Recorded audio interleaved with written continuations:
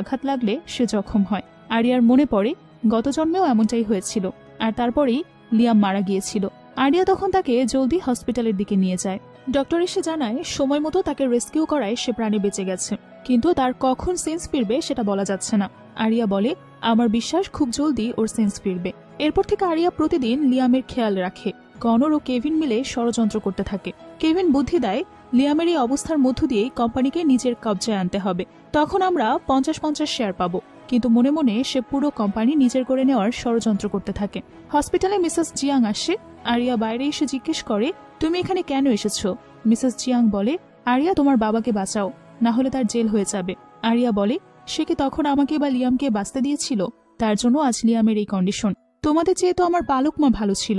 পালক বাবা আমায় আঘাত করতে আসলে ছুরি নিয়ে সে আমায় প্রোটেক্ট করত। আমি তাই তোমার থেকে অনেক আশা করেছিলাম। নিনা তোমাদের সাথে বড় হয়েছে, ওকে তুমি ভালোবাসবে।